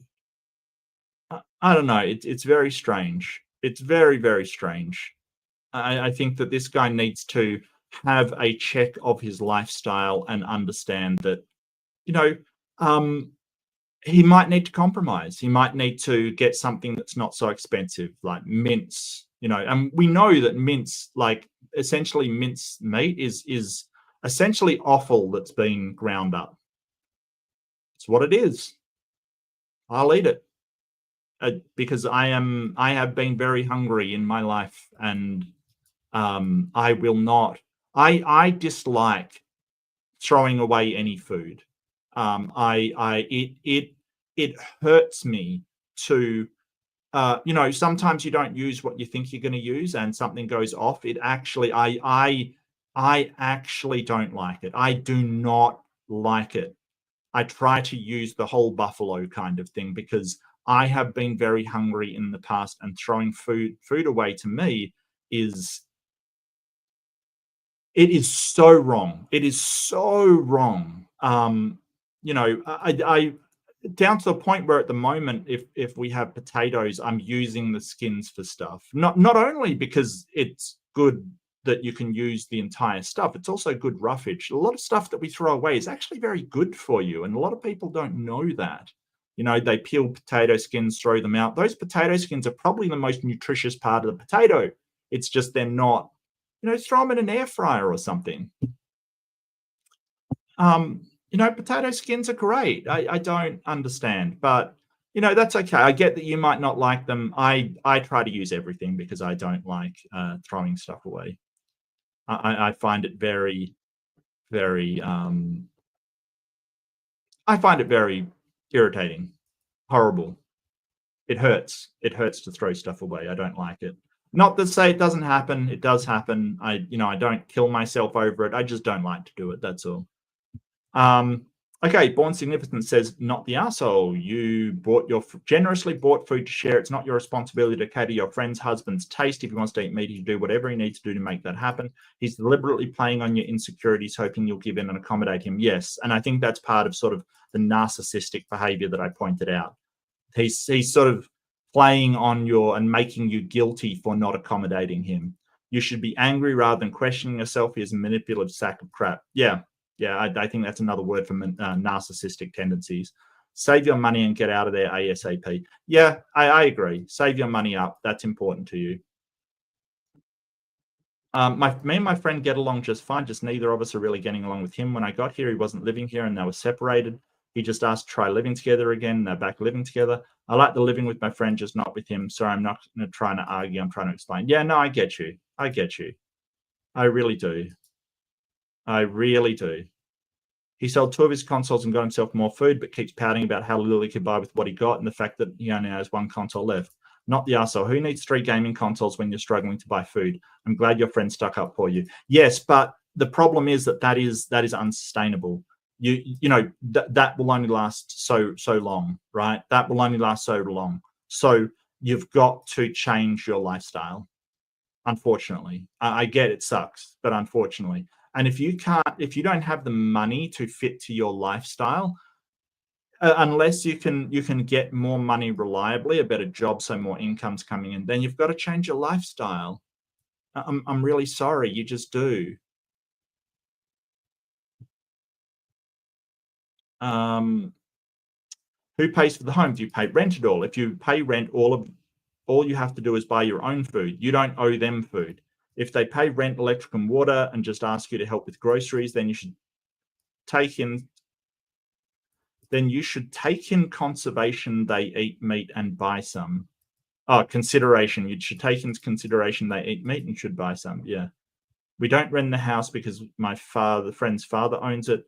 We pay for the house by paying bills on it. I paid my share of the bills since I got here. We split bill each ways, me, him, and my friend. Then, yeah, you don't owe money to anybody then. My friend's dad picked me up from the store and brought the food home, and I had a good amount of food and drinks to last a while. He got pissed when he saw the food and complained out. Why is your roommate's father even a part of this story? Yeah, that's a good point. Does he live with you guys too? Why is he even expressing opinions of what you bought? I forgot to remove that I typed too much the first time I typed it. I mentioned him in the first thing, beginning helping my friend with some of the food that was meant specifically for them, but my friend's husband had been eating it, claiming the food was theirs to share, even when my friend would say otherwise, because he had only been buying food for himself. But I went over 3,000 characters in the summarize. Okay, I'm not sure what happened there. Is that what she said or he said? My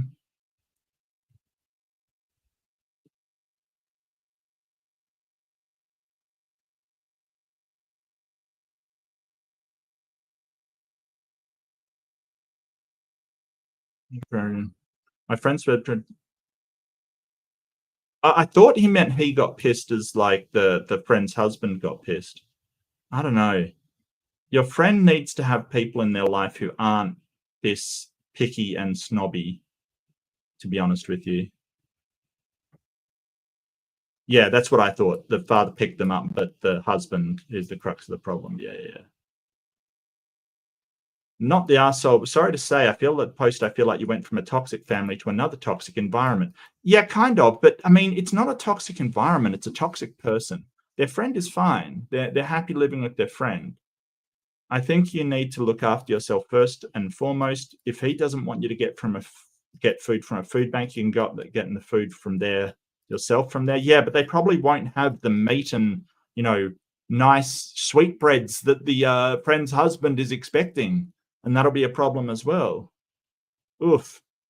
I don't think that's a resolution, to be honest with you.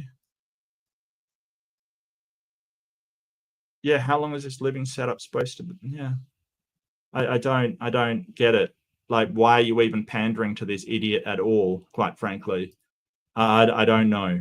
I have no idea. What has the beautiful chat got to say? Hey, if you're eating to survive, not much to argue about. Right with you. Enough said, right with you. And with mac, that's my son's bread and butter. Yeah, Andrew, right on, man. Like, nothing wrong with mac and cheese.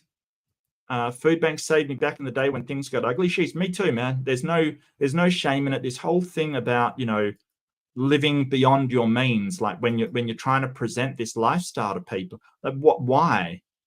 Let's stop doing that and be honest with ourselves about where we are. Like it's just I don't get it. Jeff's been to more than one food bank. Good work by folks. Yeah, absolutely. Yeah, Jeff, totally on board, man. Oh, file for food stamps. Right, got you. Okay, so you've got to file for food stamps here. Got you. Gotcha. My guy, more calories is the goal here. Yeah. I totally agree. And there's certain stuff that is incredibly cheap. Hell, I still make soup because soup is cheap. It's cheap. It's really cheap. It's mostly just sort of water, milk, and some sort of vegetable or vegetables, pumpkin soup, mushroom soup. They're totally fine, totally filling. Get some kind of carbohydrate with them, potatoes, bread if you want to. I don't eat a lot of bread. I've cut it out, but potatoes or some sort of carbs or starch with it. It's beautiful. It's done. Stews are amazing, even if they're just vegetable stews. Just dump a whole load of stuff in together and make it. Come on now. Quality pet food is costly. Yes, a person has to have means to care for a pet properly. That is true, Jeff. That is a good point. Hollyhock says the friend's husband is throwing a prolonged tantrum. It does feel that way. It does feel like a child that is going, no, I don't like what you've served me for dinner. Don't eat it then. But we're not getting you something else. So you either eat it or you go hungry. It's amazing how many times that, as a kid, if you didn't like something and your parents went, well, you can not eat it and go hungry, or you can eat it and you didn't like it, but you ate it. It's an important lesson. Phantom says, friend's husband is spoiled brat. 100% agree. 100% agree. Hollyhock says, that's not necessarily the best approach for children, but for people with their own money, sure. No, that's fair, Hollyhock. I get what you're saying. Jeff says, I have close enough to hungry. I definitely know thirsty, serious factors. Yeah, absolutely. Left-handed Joe says, the amount of food that is thrown away in this country is nothing short of criminal. Absolutely. And I 100% agree with that. Yeah. It's disgusting, the amount of food that's thrown away. And it's disgusting the amount of food that's thrown away without just giving it to poor people or giving it to people who can distribute it. Companies will often, and I sort of learnt about this. I can't remember where it might have been on Legal Eagle. I'm not 100% sure where I learnt this, but that they have this thing of saying, well, if we give this food away that's by the use-by date and someone gets sick, we will get sued for it, and we can't afford that. That is total bullshit. There, in the history of my country, your country, no one has ever been sued for giving away food as charity. Ever. It doesn't fucking happen. It is an excuse. And the excuse is given because it's not so much giving away the food that costs the company money as the logistics required to move it from where they are.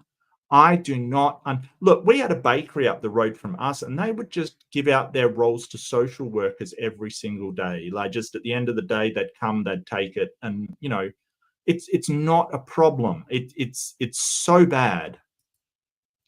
The privation factor is commonly lost in the theism debate. Cold, naked, alone, change your mind quickly. Yeah, that's true.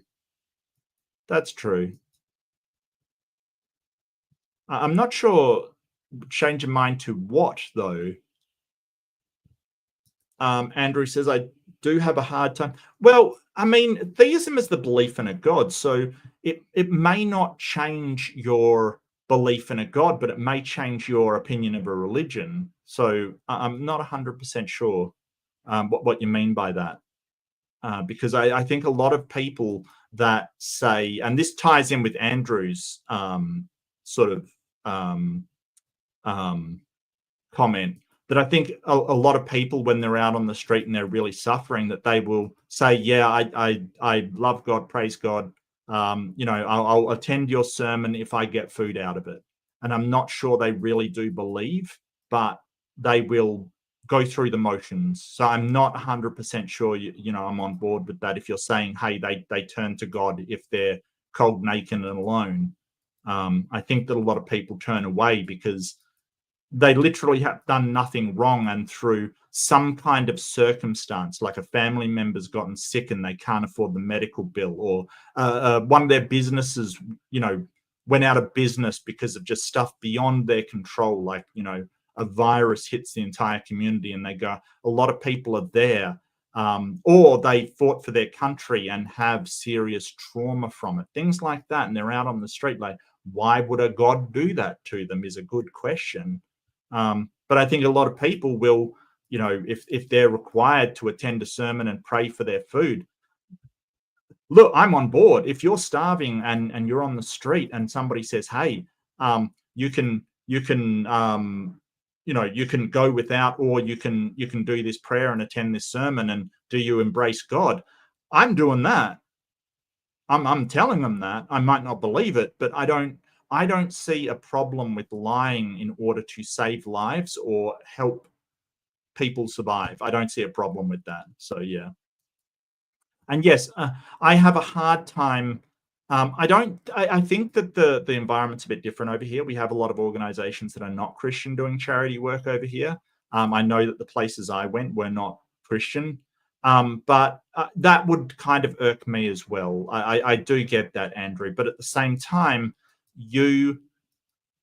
I want to encourage you not to be hard on yourself.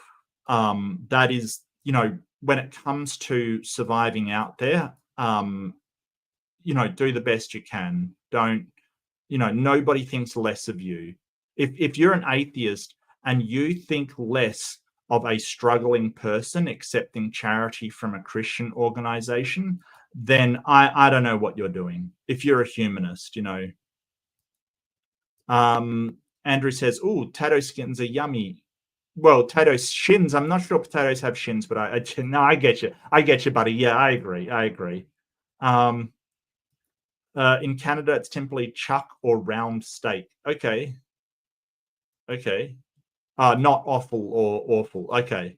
Well, I mean, you know that some parts are in there. Maybe you're buying different. I do know that you can get lean, and that is like lean mince, and that is what you're talking about. But generally, just the bog standard mince here will have some portion of it as offal or sort of organs, basically. I'm fine with that, man. I have no shame when it comes to eat. I don't care. It tastes good. I don't give a shit, quite frankly. You know, and if it's, you know, I don't stack up on it because it can be unhealthy. You know, like things like mince can have a lot of fats in it and things like that are unhealthy. But as long as it's in moderation, I don't care. So the friend's dad has been buying food for the friend, and yeah, basically yes.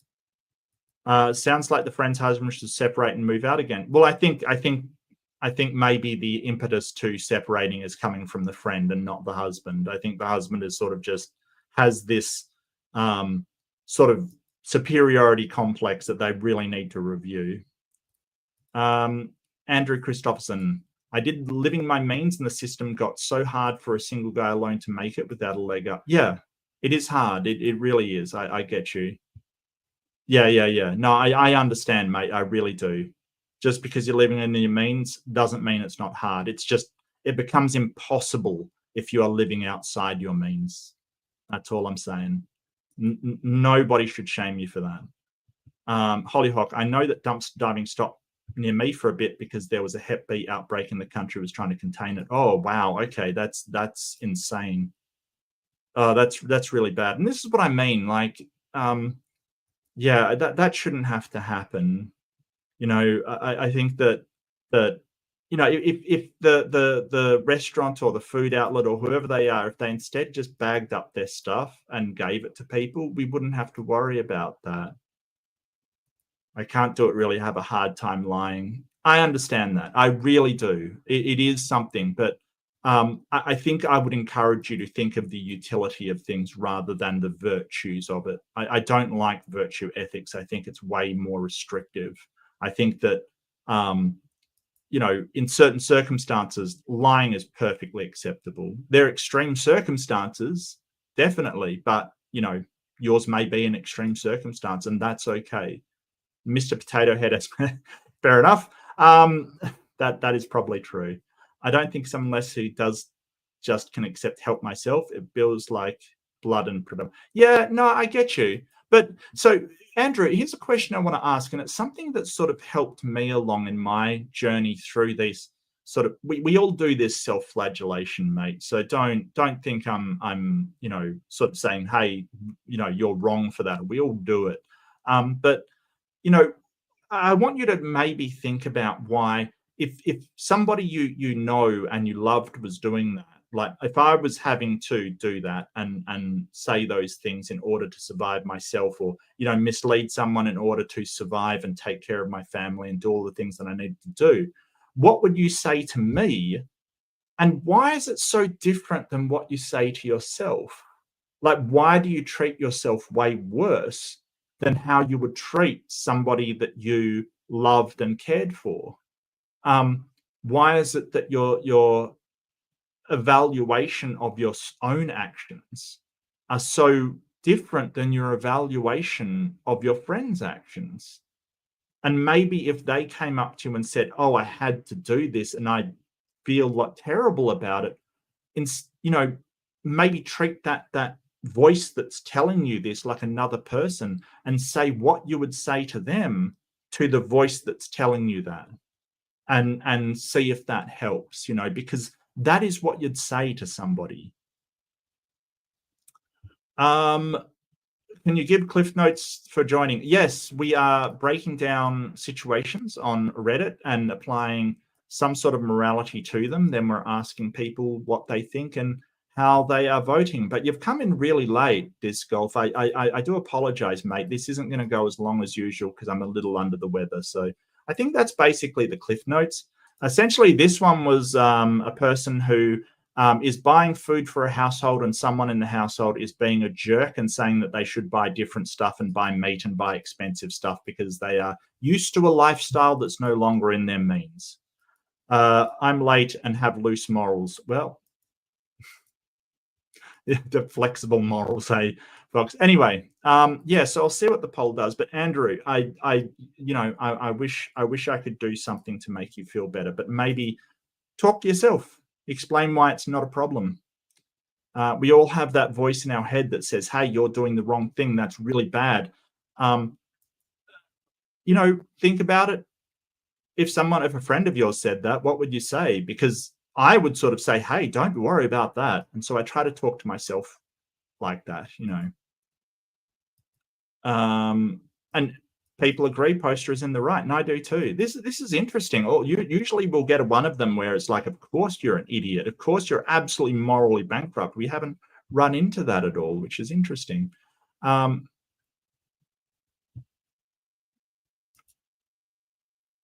Yeah, everyone's harsh on themselves. Everyone's harsh on myself. I'm harsh on myself. I am my worst critic, always my worst critic. I get you. I really understand that.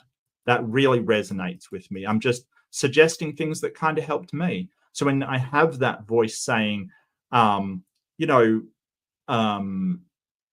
you shouldn't do this because, that makes you you can't even look after yourself and all of this kind of stuff, right? So, I have mentioned it before. I'll mention it again because I have the ADHD and I have autism, or I'm on the autism spectrum. So I guess I'm in two ways neuroatypical, and I have a tendency to really beat myself up for it. Why can't I complete this thing? You're an idiot because you can't get this together. You don't, you missed this thing, and be harsh to yourself. But what I try to think is, if I had a friend who had those two, had ADHD and was on the autism spectrum, and they said that stuff to me, I would be like, hey, man, don't beat yourself up about that. That's totally understandable with the way that your brain works, and you shouldn't blame yourself for that. So the question is, why am I so harsh on myself and understanding towards people that aren't me? I don't, it seems weird now that I started thinking about it, and it seems weird. Yeah, no, I get you. I get you, Andrew. It's just, I'm simply sharing what helped me. It might even not even be useful for you, mate. Like, I'm just sharing what kind of helped me.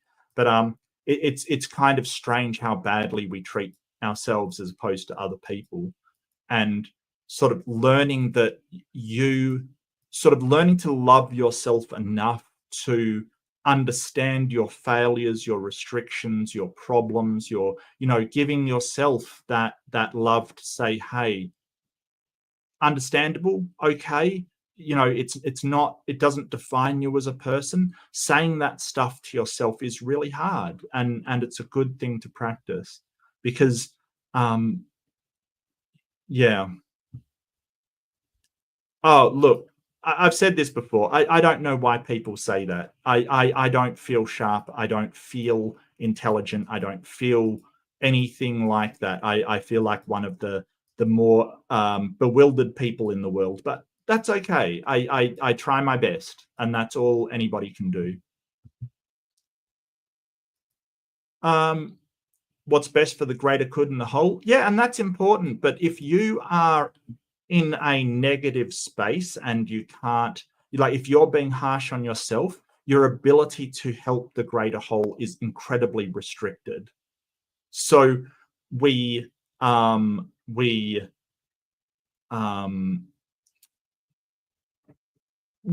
harsh on ourselves, because giving yourself allowances and loving yourself enough to sort of say, hey, I will screw up, and that's okay. I'm not perfect, and having to do things that we might not be pleased with but are necessary will help us. Forgiving ourselves for that and saying it's okay will help us help others as well. I try. Come on, aren't you? Facts don't care about my feelings. Yeah, but my feelings care about facts. Does that help at all? I don't know. Does that solve the problem? Does that? How dare you? You take that back right now, Andrew. You take that back. I've seen your art. You take that back. You are special. You're special in the way that everyone's special and different. Look, I've got to wrap this up because I am feeling like hot garbage. But I hope you are all well, and I can only say, please be kind to yourself. Be understanding with yourself. Be compassionate with yourself. I adore people that are compassionate with others, but those people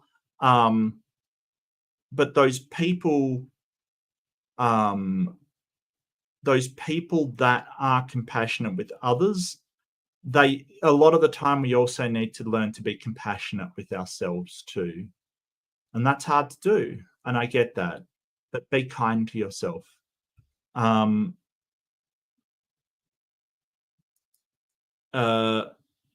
Imagine being scared of the bird flu. Well, the bird flu, I mean, any disease is kind of horrifying, but I don't know what's happening there. That's okay. Thank you so much, everybody. Definitely, Brits. Okay, who's going to break the news? Who's going to break the news? All right. Well, hail the motherland. All right, we'll take care, everybody. So thank you so much for joining me. Don't forget, if you had a good time or if you've enjoyed it, don't forget to like and subscribe. Share with your friends if you think this could benefit them, or we can have a good time, because I have a good time. Take care, and I will see you in the next one. Bye-bye.